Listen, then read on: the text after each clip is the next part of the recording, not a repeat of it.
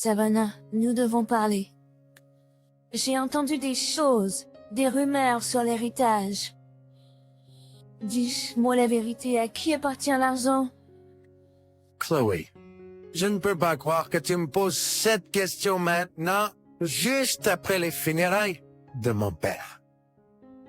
Ce n'est pas le bon moment. Non, Gabriel. Je veux des réponses. Ne t'esquive pas.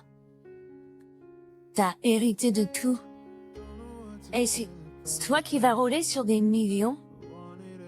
Non, non, ce n'est pas bien ça. Chloé, tu es mon fiancé. Tu vas me soutenir quoi qu'il arrive, n'est-ce pas? Oui, mais seulement si tu me fais confiance. Dis-moi ce qu'il s'est passé avec l'argent de ton père. Ma sœur. Père a tout hérité. Je n'ai rien aussi. C'est tout à elle. Quoi? Vraiment? Oui, mais cela n'a pas d'importance, n'est-ce pas? Chloé, pourquoi es-tu silencieuse? C'est ce qui ne va pas. Donc, tu es l'insignifiant naine de ta famille, hein? Le mouton noir qui n'a même pas pu obtenir un sou de la fortune de son propre père. Chloé, pourquoi es-tu si cruelle?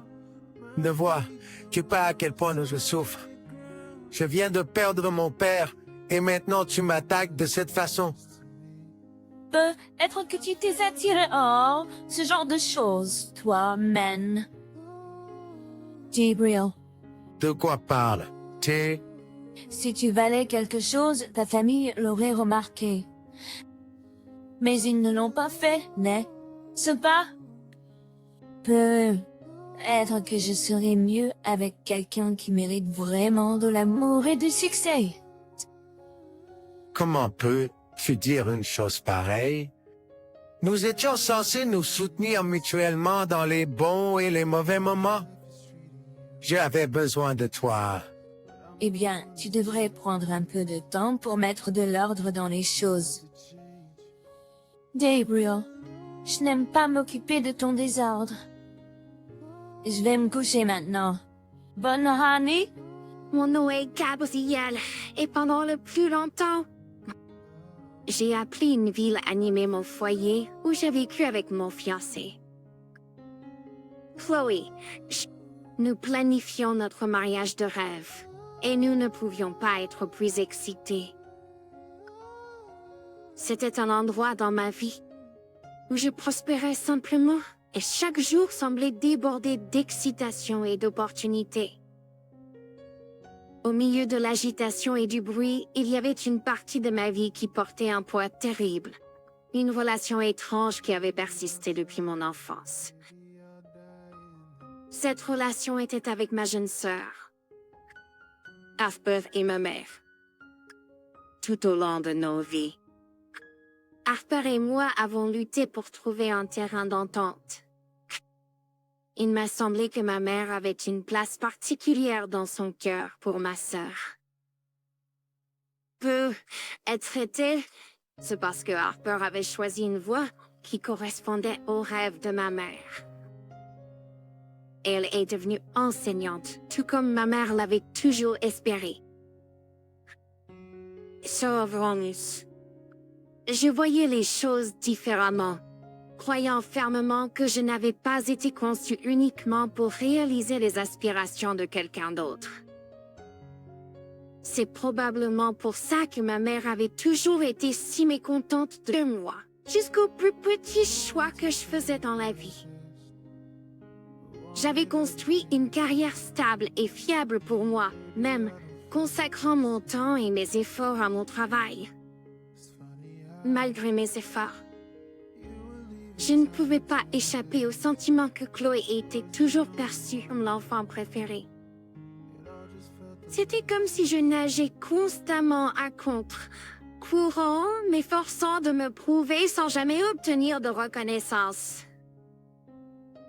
Heureusement, j'ai trouvé le bonheur dans la chaleur de ma relation avec mon père, un homme d'affaires réputé. Mon père était un pilier de soutien, compréhensif et acceptant toujours que je suis à ses yeux. Je n'avais pas besoin de me conformer ou de satisfaire à aucune attente. Il appréciait mon individualité, me donnant la liberté de tracer ma propre voie dans la vie. Ma mère et mon père engageaient que souvent des disputes animées sur la façon de nous élever, Harper et moi. Alors que ma mère plaidait pour une approche plus structurée, mon père encourageait l'indépendance et l'auto-découverte. Un résultat, Harper et moi avions du mal à nous entendre. Mais en y repensant ces premiers jours, je ne peux m'empêcher de me demander comment cette dynamique façonnerait notre avenir. Petit à petit, je découvrais que les événements à venir mettraient au défi non seulement Harper et moi, mais aussi notre famille tout entière, mettant à l'épreuve les liens du sang et révélant la profondeur de nos conflits. La vie avait un moyen imprévisible de nous conduire sur des chemins inattendus. Un coup dévastateur frappait nos vies quelques courtes semaines avant mon mariage. Mon père, le roc inébranlable de force, nous quittait tragiquement, laissant un vide qui semblait impossible à combler. Moi et Tan et moi avons pris la difficile décision de reporter notre mariage, permettant ainsi le temps de guérison et de deuil. De plus, la famille avait besoin de se réunir pour organiser des funérailles respectables également. Au milieu de la détresse, une révélation surprenante s'est présentée. Il est apparu que mon père avait laissé un héritage, une somme incroyablement importante de 30 milliers US. La nouvelle a traversé notre famille, apportant avec elle un mélange de stupéfaction et même une pointe d'anxiété. Soudain, les détails du testament de mon père sont devenus un point focal. Alors que le poids de l'héritage s'est installé sur mes épaules, je ne pouvais m'empêcher de ressentir un mélange d'émotions. D'une part, il y avait un sentiment de gratitude indéniable, reconnaissant la sécurité financière qu'il apporterait à ma vie et les opportunités qu'il pourrait présenter. Pourtant, en même temps, cette fortune semblait presque irréelle, me laissant avec des émotions contradictoires. La réaction de Chloé en particulier a attiré mon attention et m'a inquiétée. Alors que nous faisions face à la perte de mon père, sa réponse m'est apparue comme détachée. Dans son excitation face à l'héritage, il semblait avoir oublié la profondeur de mon chagrin, ce qui m'a inquiétée. Il avait l'air d'avoir perdu de vue la douleur et le deuil qui m'enveloppait, car il était trop concentré sur la nouvelle richesse. À ce moment-là, je n'ai pas pu m'empêcher de me demander si la nouvelle richesse nous rapprocherait ou exposerait les conflits qui s'étaient formés silencieusement sous la surface. Au fur et à mesure que les jours se sont transformés en semaines et que les semaines en mois, l'héritage est resté en casse-tête à résoudre. Nous étions dans un gros désordre. Pour aggraver les choses, il semblait que Chloé s'intéressait de plus en plus à l'héritage. Un soir, elle m'a assis et m'a confronté. Cela m'a profondément mis mal à l'aise dès qu'il a ouvert la bouche. « Gabriel, nous devons parler. J'ai entendu des choses, des rumeurs à propos de l'héritage. Dis-moi la vérité. À qui appartient l'argent? » Chloé, et je ne peux pas croire que tu me demandes cela maintenant. Et juste après les funérailles de mon père. Ce n'est pas le bon moment. Non, Gabriel, je veux des réponses. Ne élude pas la question. Ah, tu es hérité de tout? Et tu es celle qui va rouler sur des millions? Non, non, ce n'est pas comme ça. Chloé, tu es ma fiancée. Tu vas rester à mes côtés quoi qu'il arrive, net. C'est bon? Oui, mais seulement si tu me fais confiance. Dis-moi ce qui s'est passé avec l'argent de ton père. Submergé par sa réaction, me suis retrouvée au milieu d'une crise de panique. Peu lui importait que j'ai décidé de prendre une décision risquée. Je lui ai menti pour me protéger de son jugement. Je savais que j'avais droit à une partie de l'héritage, mais pour une raison quelconque. Je ne voulais pas lui dire. Ma sœur, Harper, Arthur a tout obtenu. Je n'ai tout rien voir. C'est à elle. Vraiment? Oui, mais ça n'a pas d'importance, n'est-ce pas? Chloé, pourquoi es-tu silencieuse? Qu'est-ce qui ne va pas? Au fur et à mesure que les mots quittaient mes lèvres, un silence lourd s'installa. Après cela, ce qui se déroula devant mes yeux me laissa sans voix. Le visage de Chloé se tordit en un sourire machiavélique. À ce moment, là, elle révéla un aspect d'elle, même que je n'avais jamais vu auparavant, un côté laid, alimenté par la cupidité. J'avais peur. Alors, tu es le bon à rien de ta famille, hein? Le mouton noir qui n'a même pas pu obtenir un centime de la fortune de son propre père. Chloé, pourquoi es-tu si cruelle? Ne vois-tu pas à quel point je souffre? Être que tu t'es attiré ces ennuis. Gabriel, De quoi parles-tu? si tu voulais quelque chose, ta famille l'aurait reconnu. Mais ils ne l'ont pas fait, n'est-ce pas? Peut-être que j'ai meilleur temps avec quelqu'un qui mérite vraiment l'amour et le succès. Comment peux-tu dire ça? Nous étions censés nous soutenir mutuellement dans les bons et les mauvais moments. J'avais besoin de toi. Eh bien, tu devrais prendre un peu de temps pour mettre de l'ordre dans tes affaires. Gabriel, je n'aime pas m'occuper de tes problèmes. Je vais me coucher maintenant. Lan, dîner. Le poids de son mépris a coupé profondément, gravant des blessures dans mon cœur blessé. Je me suis retrouvée dévastée, et je ne pouvais pas croire que ces mots venaient de quelqu'un que je tenais tellement profondément, malgré les blessures qu'il m'avait causées. Moi-même, je n'ai reçu aucune excuse. Dans cet instant d'abandon, cette trahison s'est abattue sur moi comme un tsunami, me laissant complètement brisée. Le jour suivant fut encore pire. Chloé a continué à m'accuser de mériter rarement de l'amour. Et puis elle a déménagé hors de notre espace partagé, ne laissant derrière elle que des échos de ses accusations. Seule et brisée, je me suis retrouvée seule, luttant pour comprendre comment l'amour pouvait devenir si amer si rapidement. C'était la phase la plus difficile de ma vie, et je ne savais pas comment passer à autre chose. La désolation pesait lourdement sur mon esprit. La trahison de Chloé m'avait laissé brisée. Mais je refusais de me laisser enfermer dans le désespoir. Avec détermination, j'ai saisi les rênes de mon destin visant l'amélioration personnelle et professionnelle.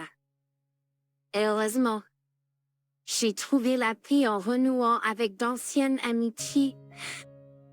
Leur soutien inébranlable et leur compréhension ont apporté un rayon d'espoir, comme un fil lumineux dans les jours les plus sombres. pendant cette période, j'ai rencontré un vieil ami de la famille. Cette connaissance, qui était autrefois proche de ma mère, a parlé avec amertume d'elle. Elle a affirmé que ma mère était une sorcière, utilisant un langage dur pour décrire l'égoïsme de ma mère.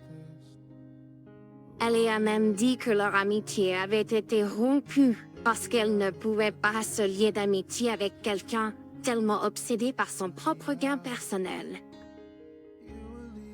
Elle a dit que ma mère avait secrètement retiré de l'argent du fonds de mon père à des fins personnelles, et mon père était trop doux et aimant pour en faire tout un plat. Je me suis retrouvée tiraillée entre des émotions contradictoires, la colère, la trahison et un sentiment accablant d'injustice. Je ne pouvais pas croire que ma mère aurait pu faire une chose pareille. Je savais que je n'étais pas sa fille préférée, mais voler de l'argent à mon père et à moi était un acte terrible. Il semblait de plus en plus probable que ma mère avait déjà commencé à puiser dans l'héritage de mon père, malgré le fait que les procédures légales étaient loin d'être terminées. Ou peut-être qu'elle était celle qui avait volontairement fait durer les shows, juste pour pouvoir voler plus d'argent en toute discrétion. J'étais plein de doutes, avec une détermination résolue. Oh. J'étais en quête de documents et de preuves qui répondraient à toutes les questions que je me posais. Chaque morceau d'information devenait un morceau de puzzle dans l'image plus grande que je construisais. Je cherchais des conseils auprès d'experts juridiques pour m'assurer que j'étais bien préparée. Avec leurs conseils, je pouvais être confiant que la justice prévaudrait. Le processus était difficile, rempli de nuits interminables à regarder des tas et des tas de documents. J'avais enfin un peu d'espoir que les choses s'amélioraient pour moi, mais putain, j'avais tort. Une révélation dévastatrice a de nouveau brisé mon monde. La nouvelle choquante m'est parvenue aux oreilles. Chloé, mon fiancé aimé autrefois, avait une liaison avec Gabrielle, ma propre sœur. La trahison a été profonde. Comment aurait-il pu, les deux personnes auxquelles je tiens tant, commettre un tel acte de trahison? C'était encore un bel après, midi, quand j'ai reçu un appel de Chloé, comme s'il ne pouvait tout simplement pas me laisser avoir ma tranquillité. Sa voix au téléphone m'a fait mal au moment où je l'ai entendue. Chloé, nous devons parler. Et ça, je ne peux plus cacher cela. Il y a quelque chose que je dois te dire. Gabriel, nous devons parler. Je ne peux plus cacher cela. Il y a quelque chose que je dois te dire. Ce que c'est? Je vois quelqu'un d'autre. Gabriel, c'est Harper. Oh, je n'ai jamais voulu que cela arrive, mais notre connexion est devenue plus forte et je ne pouvais plus nier mes sentiments.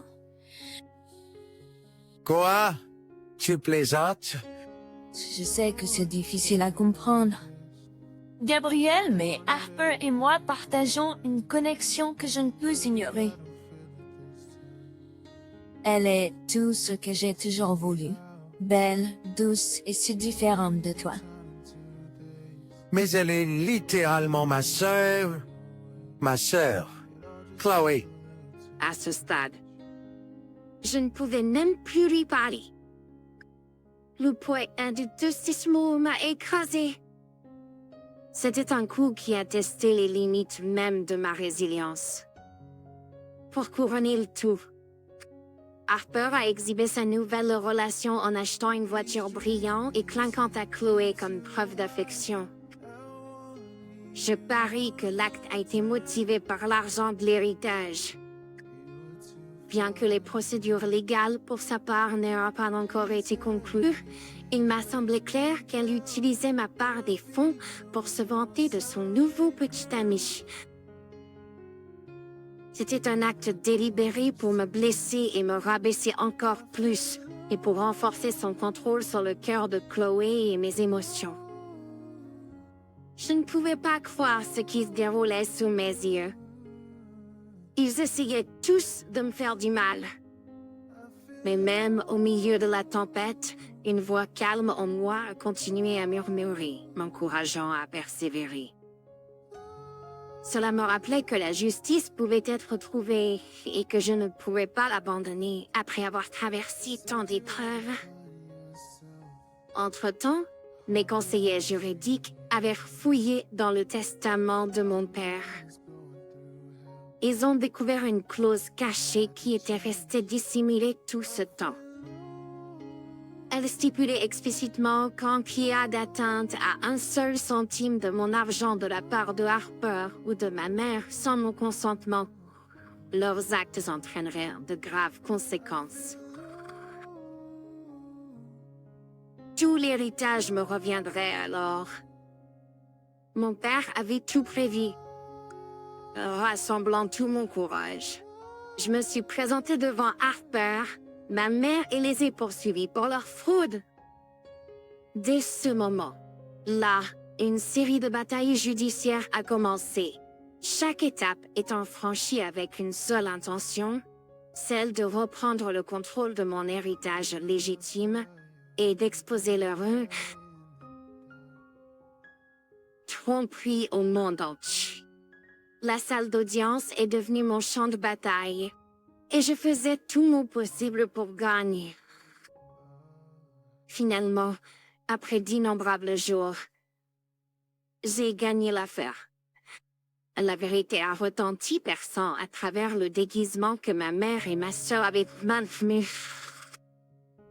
J'ai finalement repris le contrôle de mon héritage légitime. Mais ce n'était pas seulement la richesse qui avait de l'importance. C'était la récupération de mon intégrité et l'exposition de leur vraie couleur. Alors que la vérité se déroulait devant elle, Chloé a été forcée de faire face à 6 horreurs. Nos regrets la submergeaient. Mais il était trop tard pour réparer les dommages irréparables qu'elle avait causés. Elle était avec ma sœur, qui était fauchée et amère, et n'était plus la femme douce et aimante qu'elle prétendait être. Elle l'a quittée presque immédiatement, mais je savais que je ne la reprendrais jamais. Avec le soutien de mes amis fidèles et la nouvelle résilience qui avait éclos en moi, j'avais tracé un nouveau cours de ma vie. Je suis sortie de l'obscurité plus fort que jamais. Les cicatrices que j'avais transformées en résilience me rappelaient bien la force que j'avais trouvée en moi. Même. Le voyage m'a appris des leçons inestimables sur la confiance, l'estime de soi et l'importance de tracer ma propre voie. Je suis maintenant si fière de moi pour tout ce que j'ai traversé, sachant que je mérite tellement mieux maintenant.